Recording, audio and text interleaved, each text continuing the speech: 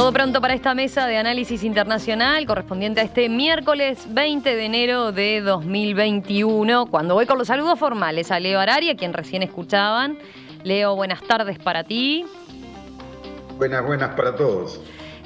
Gustavo Calvo, ¿cómo andás, Gustavo? Buen día. Buenos días y gracias por la invitación otra vez. Saludos a todos. Gerardo Stavsky, ustedes saben, es escritor, profesor, periodista. Reside normalmente en Los Ángeles. Desde hace unos cuantos meses ya lo tenemos acá, porque como uruguayo vino allá por octubre, ¿no, Gerardo? Llegué a principios de octubre, comentaba que cuando llegué había unos 15 casos por día. Difícil reconciliar esa realidad con la que vivimos hoy, ¿no? Pero preferiste de todas formas seguir por acá, seguir por estos pagos. Sí, son distintas formas de estar encerrado, ¿verdad? Claro. Digo, distintas formas, distintos lugares para convivir con esta pandemia.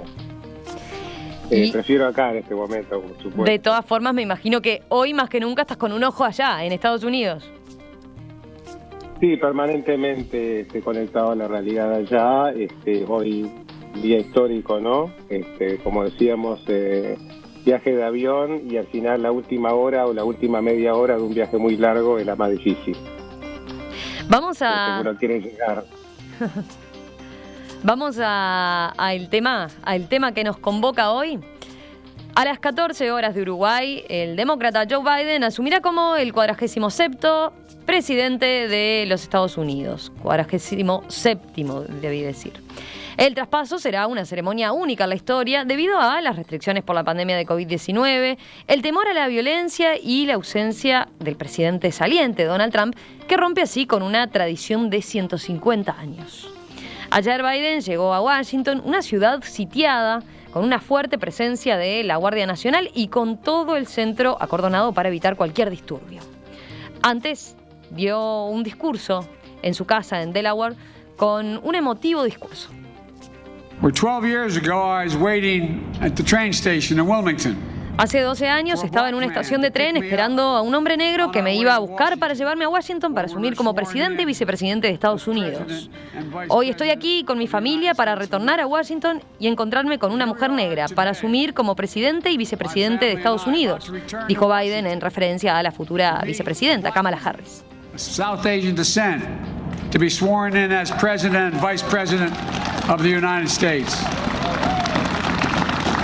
As I told Bo on that station waiting for Barack and Hunter, I said, don't tell me things can't change.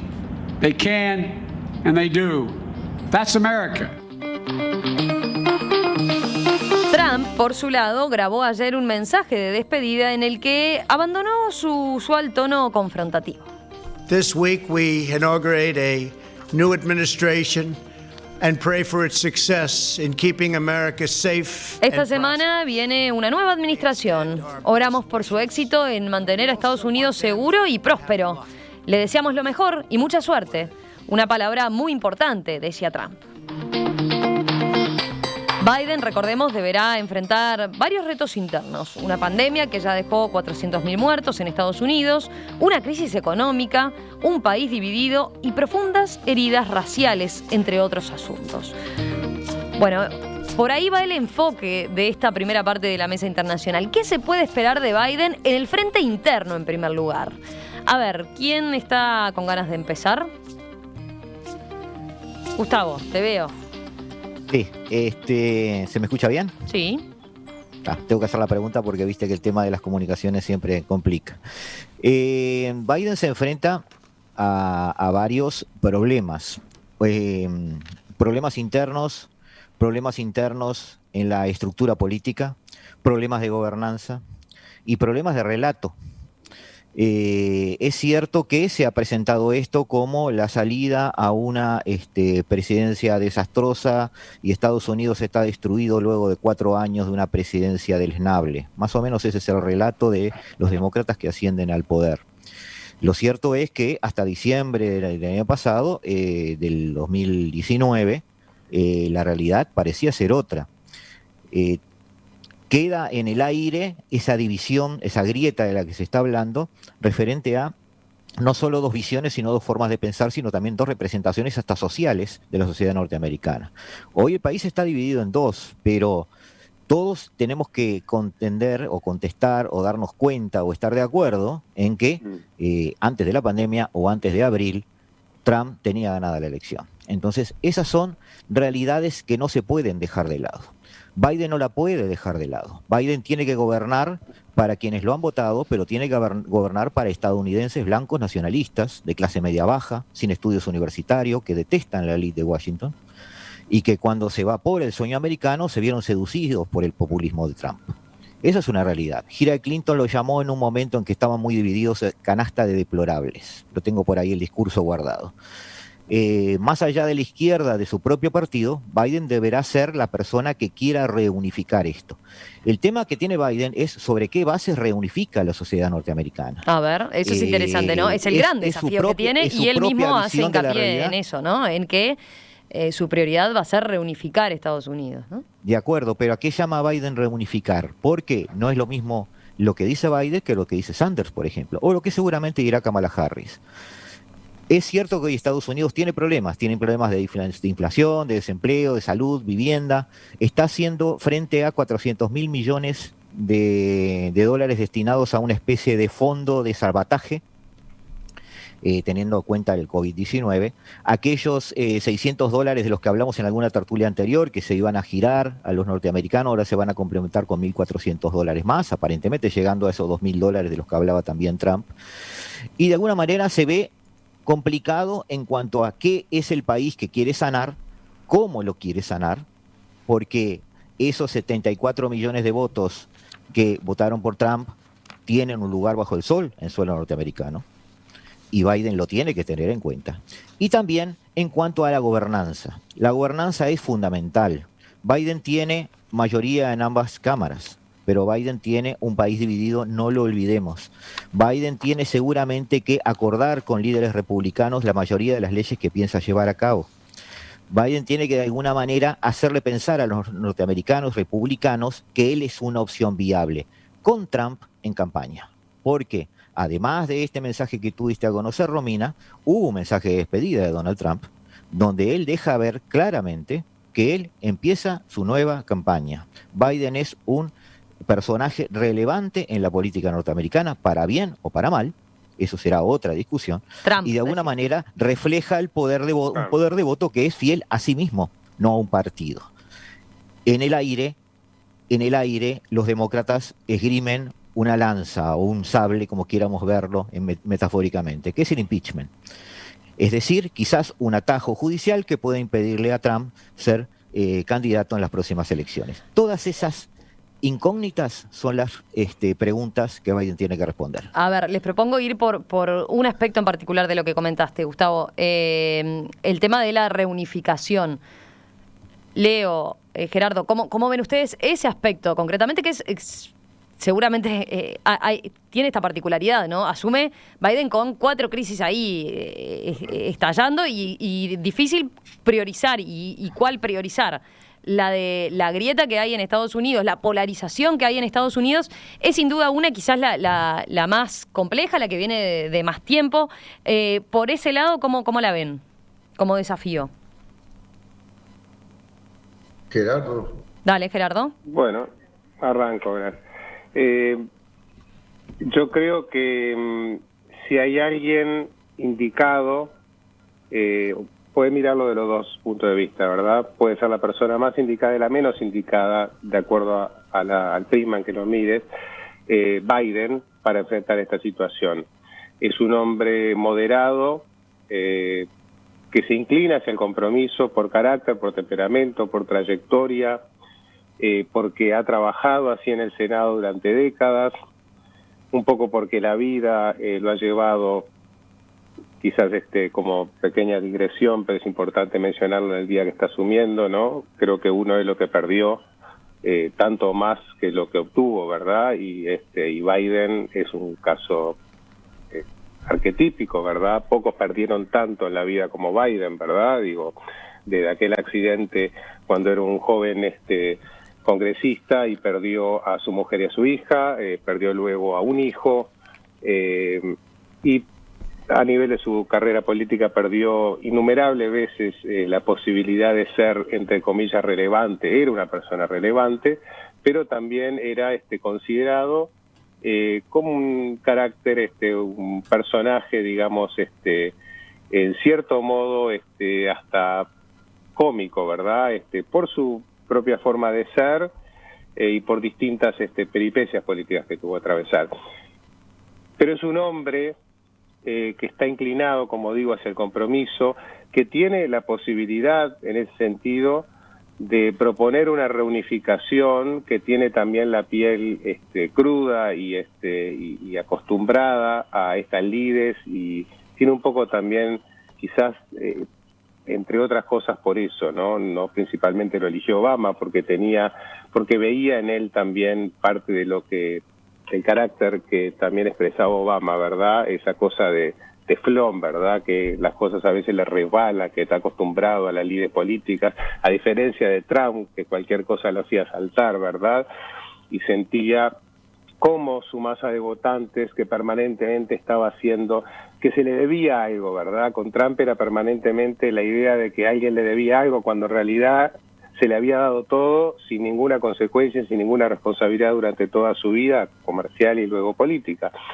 Biden entonces tiene ese desafío, pero tiene esa propensión también a la vez para tener que enfrentar un país muy polarizado. Me corregirán o podremos intercambiar opinión sobre qué ha cambiado después del Capitolio. No me quiero extender demasiado, pero lo del Capitolio es un hecho que realmente tiene un cierto antes y un cierto después, ¿verdad? Digo, hasta entonces, por más que los reclamos sobre fraude eran totalmente infundados, 62 juicios, 61 perdidos, uno parcialmente ganado por un puñado de votos en Pensilvania, está claro que no hubo fraude, pero la narrativa trumpiana del fraude, de otra vez el revanchismo, atizando el rebenque de la revancha, resentimiento, seguía viva.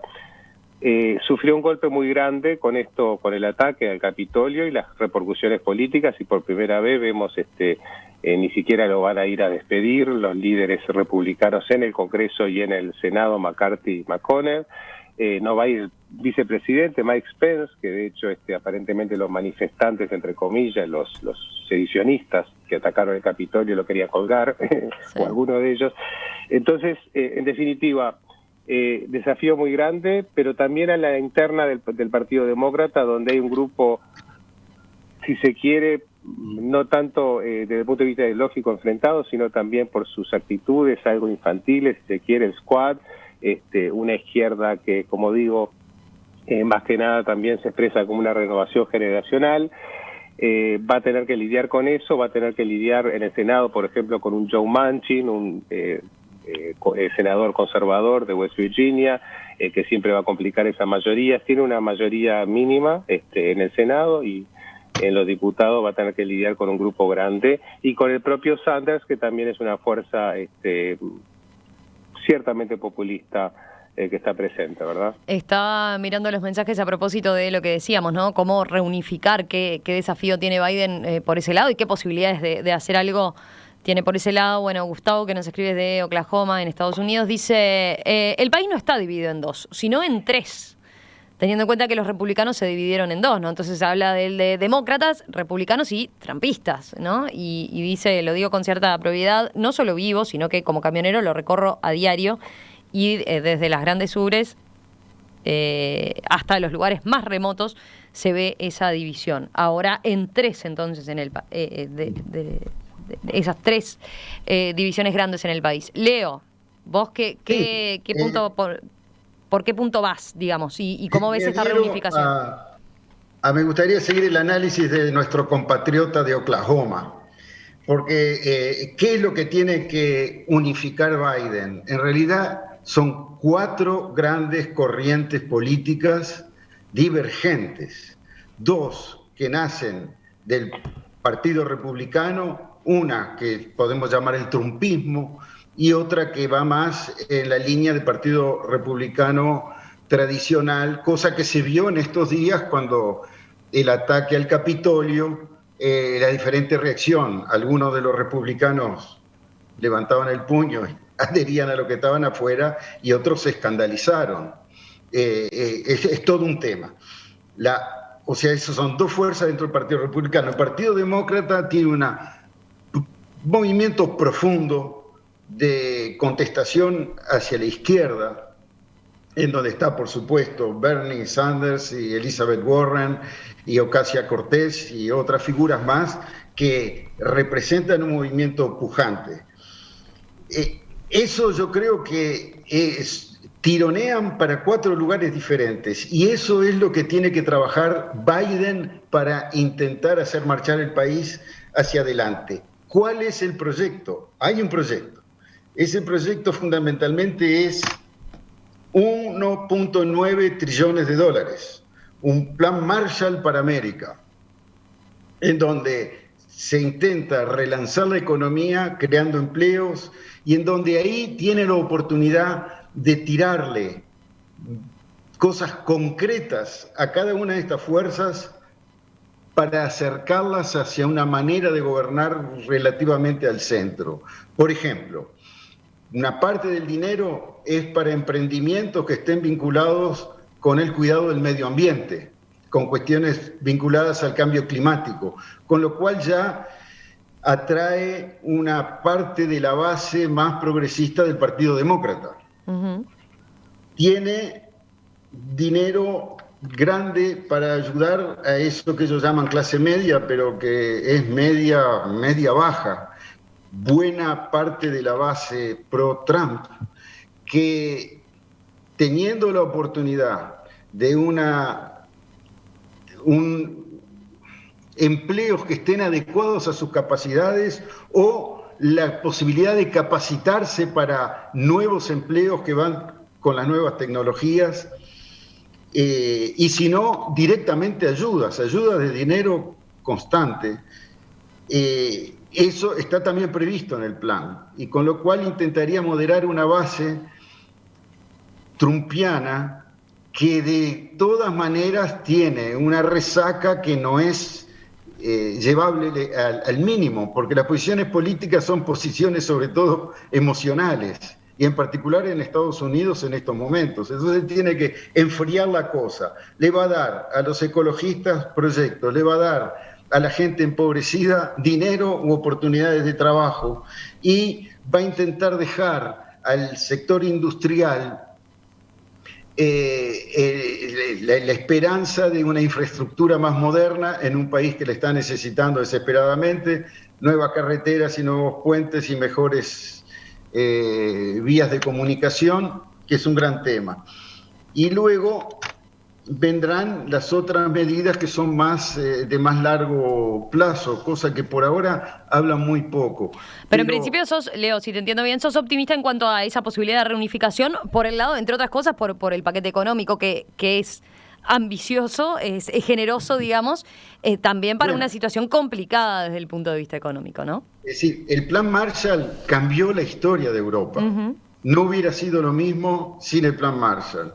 Y esto tiene la misma filosofía, es para cambiar las tendencias grandes de la historia en estos momentos. Van a poner toda la plata que sea necesaria para eso. Le quedan luego los problemas para después. Esa deuda, ¿se paga? ¿Cómo se paga? ¿Quién la paga? Es toda una historia que la están tirando para adelante. Gustavo y Gerardo... Una última sí, dale. Vamos a hacer. Es que otra forma de unificar es poniendo al gobierno federal liderando, por ejemplo, la lucha contra la pandemia, cosa que no pudo el gobierno anterior, el que se está yendo hoy, demostrando que se puede tener una voluntad federal para cambiar las cosas y provocar ese sentimiento de que hay un gobierno y que ese gobierno es un gobierno de todos. Básicamente estas son algunas de las patas de la estrategia de unificación que tiene Trump. La última pata es para tranquilizar a la base tradicional demócrata republicana, que le gustan los viejos funcionarios, la gente que ya se sabe cómo va a actuar, que son previsibles, que han seguido grandes recorridos, y prácticamente toda la gente que está poniendo en puestos claves son gente que han ejercido el gobierno en puestos importantes y que dan una cierta tranquilidad a los veteranos de los lobbies, a la gente dispuesta a negociar con el gobierno federal. Bueno, en pincelazos muy gruesos, esa es la estrategia de unificación que yo veo que Biden va a empezar a practicar desde hoy mismo. A ver, Gerardo, Gustavo, ¿algo que agregar a partir de Sí. esto que decía? Sí, que no, decía básicamente Leo? digo, esto, ¿se me escucha? Sí. Sí. Básicamente esto digamos, no me sorprende, digo, implica un poco la imagen que se ha venido manejando de Biden, luego de la elección, ¿no? Es decir, se ha ahondado mucho en cuáles son las propuestas, en cuál es el camino a seguir, hacer esa gran diferencia con la política de Trump y ni chicha ni limonada. Es decir, de alguna manera se reparte dinero, que es lo que Trump ya hizo, se enumera una serie de acciones o de intenciones más bien para tratar de darle prioridad a el tema del calentamiento global y el medio ambiente, pero esos números no cierran, es decir, eso se da de bruces contra toda la industria extractiva norteamericana. Es decir, ¿cómo yo puedo decir que voy a respetar el medio ambiente y decirle a los trabajadores de clase media o media baja que voy a tratar de defender sus empleos si justamente la tecnología para trabajar el tema de medio ambiente es carísima? Ha sido la estrategia de Trump volver a industrias extractivas que dieron trabajo a millones de personas. El caso del petróleo es el más paradigmático, donde gracias al fracking, por ejemplo, se reactivó una industria y llegó a ser el mayor productor de petróleo, lo sigue siendo por unos meses más. Entonces, de alguna manera, es algo que también debemos todos asumir también aquí en Latinoamérica. Estamos viendo a los líderes mundiales hablar de calentamiento global, de un manejo de la tecnología para respetar el medio ambiente, y eso es una falacia de acá a 5, 6 o 7 años, porque esta pandemia nos está obligando a reactivar las industrias, y las industrias hoy no están infraestructuradas para manejarse con tecnología nueva. Es decir, si nosotros queremos levantar la tecnología de toda la industria extractiva norteamericana, estoy hablando de las rocallosas y 1.000 o 2.000 kilómetros hacia el este. Si queremos reactivar el norte el sur de África, si queremos reactivar la zona del Cáucaso, en industrias extractivas, nadie está manejando la variable de medio ambiente en ese tipo de industrias. Ese tipo de industrias son las que están dando mano de obra, están utilizando mano de obra y están dando empleo. Pero entonces, de alguna manera, en ese sentido, seguimos vendiendo humo. Perdóname, pero Biden sigue vendiendo humo. Entonces, ese es un poco el problema. Yo no dudo de que Biden tenga buenas intenciones, no dudo de que Biden de alguna manera, en un país grande como es Estados Unidos, donde las reglas de mercado funcionan a pleno, es decir, realmente si el Estado americano inyecta dinero en la economía responde, como le respondió a Trump, ¿tá? Entonces no dudo que eso sí funcione, ¿tá? Pero no bajo una serie de relatos colaterales donde ahora viene una especie de mundo Heidi donde todo va a andar bárbaro. No, los empleados van a seguir estando por un año más. Las industrias extractivas y las industrias automotrices van a seguir trabajando al mismo régimen que estaban trabajando y sin alteración de su tecnología, porque no es posible hacerlo ahora. México ya tiene asegurado 4 o 5 años de pedidos en cuanto a la industria exportadora automotriz para Estados Unidos, por lo tanto todo ese dinero ya está gastado, comprometido y comprado. Entonces, de alguna manera, Biden va a cambiar poca cosa en la interna, sí va a cambiar el tono, y eso en Estados Unidos es importante, lo reconozco. Sí va a cambiar la forma de hacer las cosas, donde va a conseguir más apoyos del ala central del Partido Republicano. Pero, como dice Leo, está dividido en dos. La mala noticia para Biden es que el ala republicana no trumpista hoy es una muy, muy pequeña minoría. Permitime un comentario, Romina. Sí. Gustavo, que le gusta la historia, debiera ver lo que decían economistas y políticos en la época de la esclavitud, donde decían que era imposible hacer una economía viable con máquinas que funcionaran al vapor y dejando de lado el trabajo humano. No hablo de imposibilidad, hablo de rangos de tiempo donde se pueden hacer.